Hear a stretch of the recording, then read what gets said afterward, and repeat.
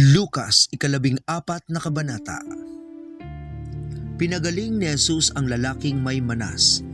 Isang araw ng pamamahinga, si Jesus ay inanyayahang kumain sa bahay ng isang pinuno ng Pariseo at binabantayan nilang mabuti ang kanyang mga kilos.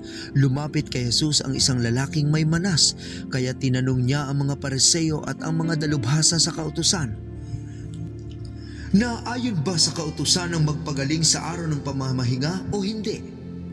Ngunit hindi sila umimik, kaya tinawakan ni Jesus ang may sakit, pinagaling ito at saka pinauwi. Pagkatapos ay sinabi niya sa kanila, "Kung ang inyong anak o ang inyong baka ang mahulog sa balon, hindi ba't iaahon ninyo ito kaagad kahit araw ng pamamahinga?" Hindi sila nakasagot sa tanong na ito. Pagmamataas at pagpapakumbaba. Napansin ni Jesus na pinipili ng ilang mga panauhin ang mga upuang pandangal.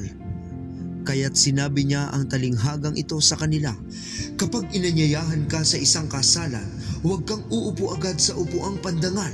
Baka may inanyayahang mas kilala kaysa sa iyo. Baka lapitan ka ng nag-anyaya sa inyong dalawa at sabihin sa iyo, 'Maaari bang ibigay mo ang upuang iyan sa taong ito?' Sa gayon, mapapahiya ka at doon ka uupo sa pinakaabang upuan. Mabuti pa kapag naanyayahan ka, doon ka muna maupo sa pinakaabang upuan. Kapag lumapit sa iyo ang nag-anyaya at kanyang sinabi, 'Kaibigan, dito ka sa kabisera,' mapaparangalan ka sa harap ng lahat ng mga panauhin, sapagkat ang nagmamataas ay ibababa at ang nagpapakumbaba ay itataas."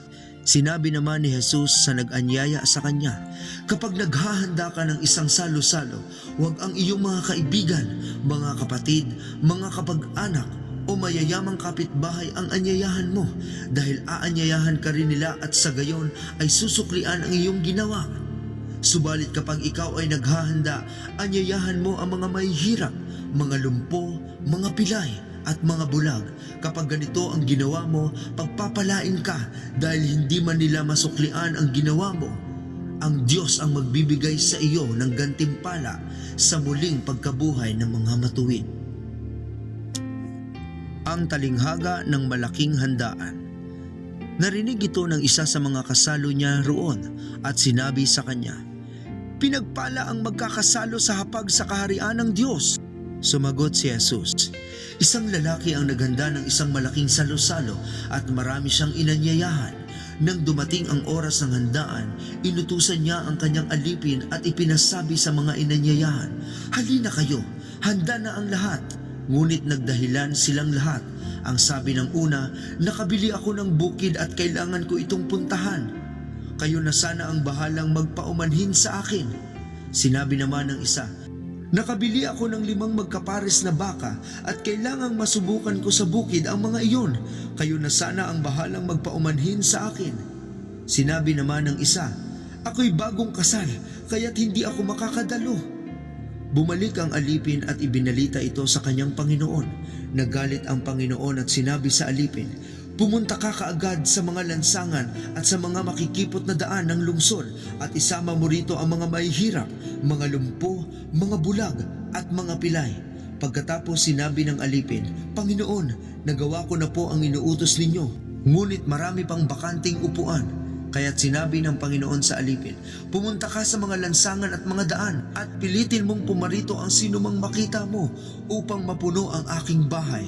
Sinasabi ko sa inyo, isa man sa mga unang inanyayahan ay hindi makakatikim ng aking handa.'" Ang pagiging alagad. Sumama kay Jesus ang napakaraming tao. Humarap siya sa kanila at kanyang sinabi, "Hindi maaaring maging alagad ko ang sino mang umiibig sa kanyang ama at ina, asawa at mga anak, mga kapatid at maging sa sarili niyang buhay ng higit sa akin. Ang hindi magpasa ng sarili niyang krus at sumunod sa akin ay hindi maaaring maging alagad ko. Kung ang isa sa inyo'y nagbabalak na magtayo ng tore, hindi ba siya uupo muna upang magplano at kwentahin kung magkano ang magagastos niya upang matiyak kung may sapat siyang pera para maipatapos ang kanyang ipapatayo? Baka matapos mailagay ang mga pundasyon ay hindi naman mangyari ang tore. Siya'y kukutsain lamang ng lahat ng makakakita niyon. Sasabihin nila, ang taong ito'y nagsimulang magtayo ngunit hindi naman naitapos. O sinong hari na makikipagdigma sa kapwa, hari ang hindi muna mauupo upang pag-aralang mabuti kung kaya niya. Gamit ang 10,000 niyang kawal, na sumagupa sa kalaban na may 20,000 kawal. At kung hindi niya kaya, malayo pa ang kalaban ay magsusugo na siya ng mga kinatawan upang makipagkasundo.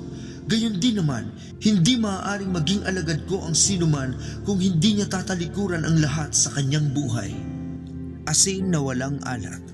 Mabuti ang asin, ngunit kung ang asin ay mawala na ng alat, paano pa ito mapapaalat muli? Wala itong kabutihang maibibigay sa lupa o kahit sa tambakan man ng dumi, kaya't ito'y itinatapon na lamang. Makinig ang may pandinig.